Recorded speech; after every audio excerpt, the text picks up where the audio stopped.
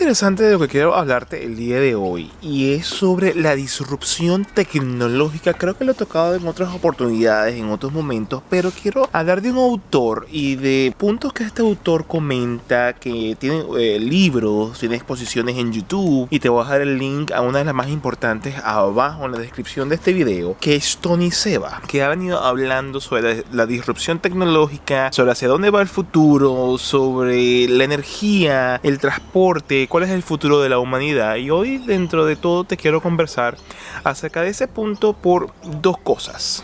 Primero y principal, yo soy una persona que invierte, que ha aprendido el valor de comenzar de poco en poco a meter el dinero en acciones, en inversiones, y considero, y es algo que mencioné en el podcast de Entre Dosis y Copas, que hay que invertir hacia dónde va el futuro. Pero entonces tú me dirás: hey Michael, ¿cómo yo identifico hacia dónde va el futuro? ¿Cómo hago yo para saber, entender, comprender hacia dónde posiblemente va a ir el mundo? Y pues bueno, esa es mi intención el día de hoy. Hoy te quiero mostrar, dentro de todo, cómo identificar, y al escuchar y entender autores como Tony Seba, pues bueno, se vislumbra el panorama más sencillo, y podemos entonces tomar nuestro dinero o tomar las precauciones de invertir, en este caso, en algo que dentro de todo muy probablemente va a resultar beneficioso, y mucho más allá de que simplemente de las acciones, es entender que la humanidad como un todo va hacia un mejor estado. Pero el mundo no llegó a este punto en el cual tenemos las estaciones de servicio, en el cual tenemos la gasolina, tenemos el petróleo de gratis. Inclusive antes de que se propagara, ¿no?, el petróleo como el gran, digámoslo así, la gran fuente de energía, ¿no?, que nos ha movido en los últimos 100 años. El primer auto eléctrico se hizo a finales de 1800, a principios de 1900. Y es algo que resulta impactante pensar que antes de todo este proceso, de que llegara Tesla, de que llegase Elon Musk, de que invirtiese en una empresa que quería hacer autos eléctricos, el mundo conoció de primera mano el vehículo eléctrico. Hubo varios ejercicios, inclusive cuando surge el vehículo, el automóvil, los primeros vehículos que salieron a rodar eran eléctricos, no había tantos de gasolina. Lo que ocurre es que, claro, siempre es una batalla en el cual el que consigue el mejor monopolio. Siempre llegaron los Rockefeller, descubrieron el petróleo, la Shell desde su incepción. Entonces se monopoliza todo este proceso, y siempre son los intereses económicos lo que hacen que vivamos en el mundo en el que vivimos hoy, en el cual es una bomba de servicio, en el cual es la gasolina, los derivados, el gas, el diésel, etcétera, etcétera, etcétera. Pero el auto eléctrico existe desde siempre, y la idea de este siempre ha existido. Una vez pierde obviamente el vehículo eléctrico, porque obviamente la tecnología no estaba tan adelantada, porque obviamente las baterías no tenían la capacidad que tienen las baterías el día de hoy. Aunque si nos ponemos a pensar, si esa idea, ¿no?, del auto eléctrico hubiese seguido invirtiéndose y hubiese seguido evolucionando, quién sabe dónde estaríamos el día de hoy con respecto a los autos eléctricos. Pero lo cierto del caso es que después de un tiempo que estuvieron los dos peleando, y que inclusive el carro eléctrico llevaba la ventaja, pues bueno, este perdió a principios del siglo pasado, alrededor de 1919, 1920, y bueno, el carro de combustión interna se fue a la estratosfera, y es lo que conocemos hoy. El detalle está en que se dejó de ser creativo, ¿no? Se dejó de lado el proceso de mejorar la tecnología. Si tú ves un carro de combustión interna el día de hoy, un carro de combustión interna de principios del siglo pasado, es prácticamente lo mismo. Son 4 ruedas, un sistema de transmisión, un motor obviamente, tiene pantallas de entretenimiento, tiene Apple Play, Google Play, tiene ciertas cosas que lo hacen un poquito más tecnológico y mucho más cómodo. Sí, pero el carro es básicamente la misma mierda, con un consumo de combustible que sí ha mejorado, pero que más allá de eso es el mismo concepto, y todos los grandes de la industria automotriz, en vez de crear, en vez de innovar, en vez de buscar formas de buscar otras alternativas, de no simplemente usar el petróleo como es lo que está, se cae entonces en un estado de status quo en el cual todo se estandariza, todo se estabiliza y no hay más creatividad, ni ingenio, ni disrupción en la industria, y todo se mantiene igual por 80 años aproximadamente. Entonces, llega el punto de la disrupción, y cuando llega el punto de la disrupción, a nosotros los seres humanos nos resulta muy difícil entenderlo, porque siempre pensamos que los cambios son graduales, que los cambios son lineales. Si hoy agarro un poquito y camino otro poquito a poco voy subiendo, y siempre pienso yo que es lineal, y que la adopción, ¿no?, de una nueva tecnología es muy lejos en el futuro. Esto es allá como en 30, 40 años, y eso nunca va a suceder, cuando en realidad la disrupción es completamente exponencial. Y hay varios ejemplos. El primero de ellos es obviamente con el rendimiento del vehículo, del auto. Si tú ves, hay una fotografía que fue muy famosa que usa Tony. We used horses as our main means of transportation. There is one car in this picture, one car in a sea of horses. 13 years later, in a sea of cars, can anyone see the one horse in that picture? That's all it took, 13 years. Entonces la disrupción es así. Pasaron 13 años después de tener siglos usando al caballo como el poder, ¿no?, para transportarnos. 13 años bastaron para eliminarlo por completo como una opción de transporte. Mirando más hacia el presente, cuando llegó el teléfono, el smartphone, todos los teléfonos eran de tapita, todos eran pequeños, el StarTAC, el Motorola, el Razer, todos eran básicamente iguales. Todos eran unos teléfonos con pantalla de color, tenían ciertas características que los hacían atractivos, pero no era como tener una computadora en tu mano. Y siempre los que están dentro de la industria dicen e indican que una nueva tecnología no va a llegar, que es improbable que la gente vaya a querer un teléfono inteligente que se asemeje más a una computadora que un mero teléfono. Se sienten seguros, y mientras tú más escuches a los expertos, pues más es dado que llegue alguien y les mueva, los jamaquee hasta la mierda y cambie, modifique, extermine por completo la industria de los cuales ellos son dueños y les reviente ese culo. En el 2007, Nokia era la empresa de telefonía más grande del mundo. Motorola, Sony Ericsson, todos estaban montados en los papeles, obviamente liderados por Nokia, en lo que se refería a los celulares. Era una industria bullante, creciente, pero en la cual el teléfono era básicamente todos iguales. El más diferente de ellos era el BlackBerry, pero seguía teniendo un teclado táctil, tenía ciertas configuraciones en la pantalla, pero eran muy similares, sí, modernos, avanzados un poco, en comparación con el primer teléfono que apareció a finales de los años 80, pero todos eran similares. ¿Quién hace la disrupción? ¿Cómo se preparó? ¿Por qué ocurrió en el 2007? Porque se unen varias cosas. La batería, se une la tecnología de cómputo, se une la miniaturización de las cámaras, y todo un conjunto de cosas, y hace que Apple rompa el mercado, aparezca con un teléfono radicalmente diferente, un teléfono que obviamente no es un teléfono normal, es una computadora en tu bolsillo. Destruye a Nokia.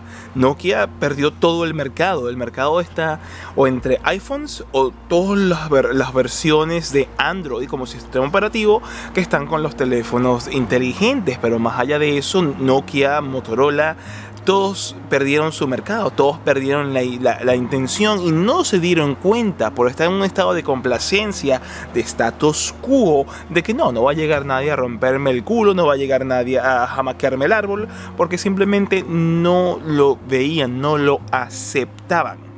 La clave de entender hacia dónde va el futuro para nuestro beneficio o para invertir es identificar esas cosas que están a todas luces alrededor de nosotros, y que si las identificamos es cuando vamos a ganar. Y eso es lo que nos va a mandar hacia el futuro. Mucha gente, cuando salió Tesla, obviamente hacer una empresa automotriz es súper complicado. La última que tuvo éxito fue Chrysler en 1929 aproximadamente, si no me equivoco. La siguiente que ha podido realizar producción en masa es Tesla. Y Tesla no es solamente los vehículos eléctricos, tenemos que entender que el futuro de la energía, el transporte y el futuro de la humanidad van de la mano con la disrupción tecnológica que se está acrecentando a medida que la energía se descentraliza.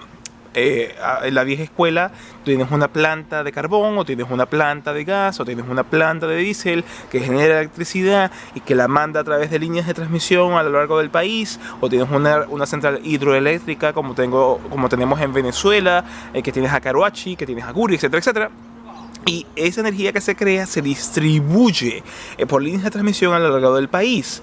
Lo que ocurre es que hay picos de demanda, obviamente, y el sistema es muy lento, muy antiguo para poder ser adaptable y flexible a esas demandas de energía que pueden llegar a ocurrir. Entonces, ¿qué pasa? Era impensable hace cuestión de 5 o 10 años que tendríamos la posibilidad de tener baterías con la suficiente carga de mantener... porque es que está claro, la energía solar o la energía eólica no se usan muchas veces porque obviamente el sol está oculto 2 horas al día si estás en el Ecuador. Si estás en el hemisferio norte, en el hemisferio sur, dependiendo de la estación, eso suma, eso es más tiempo, son 14 o 16 horas que si estás en invierno el sol está oculto. Entonces el detalle es cómo tú continúas teniendo electricidad si hay un día de sombra, no llegó lo suficiente sol, o simplemente tienes demasiadas horas de nocturnidad. Con a las baterías bajar de precio, que es lo más costoso de un proceso de generación de energía, al poderlas almacenar y esa energía ser almacenada y usada con todas las posibilidades de poder tener una casa que sea completamente funcional por más de 24 horas, eso hace que el costo baje, haya mucho más interés, y hace entonces que la energía, en vez de ser centralizada, se descentralice. Es como la tecnología del blockchain, que la tecnología del blockchain es querer que la gente sea su propio banco, digámoslo así, que todo esté descentralizado, que nada tenga que pasar por una persona intermediaria y se distribuya lo demás. Lo mismo es la energía. La posibilidad es que yo pudiese tener paneles solares en ese shed que tengo acá, que yo pudiese tener paneles solares en la casa en la cual yo resido, y esos paneles solares alimentan una batería y obviamente el consumo de electricidad de la casa durante el día, y lo que no se consuma se mantiene en la batería. Esa batería se carga y cuando llega en la noche yo no necesito depender de una red centralizada, yo puedo mantenerme de mi propia batería por toda la noche usando las cosas como una persona normal, y el día siguiente se vuelven a recargar con la electricidad, y eso es un proceso continuo. Dime tú cómo van entonces las empresas de electricidad actuales, que dependen obviamente de que le paguemos, de que ellos tienen todas estas líneas de transmisión y todos estos procesos, van a sobrevivir cuando cada uno de nosotros tengamos la posibilidad de ser nuestra propia empresa eléctrica. Esa es la disrupción tecnológica. Eso es lo que cambia el mundo. Y esta disrupción no va a tomar años de años. Los expertos en carbón siempre lanzan proyecciones lineales de que no, bajo un poquito, pero después va a seguir derechito, va a seguir el mismo consumo. ¿Por qué va a seguir el mismo consumo si las nuevas casas tienen paneles solares que son una fracción del costo del año anterior y del año anterior y del año anterior? El costo de las baterías se hace menos grande, puedes tener más baterías para suplir tus necesidades. Y lo más importante todavía, tú puedes agarrar la carga que tienes en la batería. Si tú tienes un extra que no vas a usar de ninguna forma, puedes entregarlo a la red y ganar dinero por ello. El futuro es radiante. La humanidad se nos avecina cambios increíbles, ni hablar de las posibilidades de la inteligencia artificial que viene siendo desarrollada por Tesla, con Dojo, con el Tesla Bot. Las posibilidades son increíbles de un proceso de abundancia en el cual tú no tengas que estar pagando por los servicios públicos. Cuando ese proceso llegue más temprano que tarde, ¿qué vas a hacer con tu tiempo? ¿Qué vas a hacer con tu vida? Lo que yo te recomiendo, si lo vas a tomar desde el punto de vista de tu vida, mira, mi planteamiento es ser lo más independiente posible. Yo estoy pensando en una casa pequeña, esa casa pequeña, rellenarle el techo de paneles solares, tener un molino de viento que esté pegado a una batería, que esté pegado a un inversor, y ese inversor que dé la corriente a la casa o al autobús o al remolque o al tiny house que yo vaya a tener en el futuro cercano. Si tú quieres hacer que tu dinero se multiplique, ¿no sería una buena idea comenzar a pescar y a oler qué empresa en el mercado ofrece baterías, paneles solares y transportación que use inteligencia artificial y que use la energía que tú puedas hacer en tu casa a través de los paneles solares y acumularlos en una batería que alimente tu vehículo? Eso es un sistema virtuoso de que no contamines el ambiente, te puedes mantener a ti mismo, puedes ganar algo de dinero y lo más importante de todo, ser completamente independiente. Es un futuro que me recuerda más bien al pasado antes de la explosión industrial, en la cual cada quien vivía en su finca, ocupado de sus cosas, ocupado de su vida, y vivíamos una vida más sencilla pero llena de posibilidades. Es muy interesante. Yo te invito de verdad a que veas el video de Tony Seba, que te voy a dejar abajo en la descripción.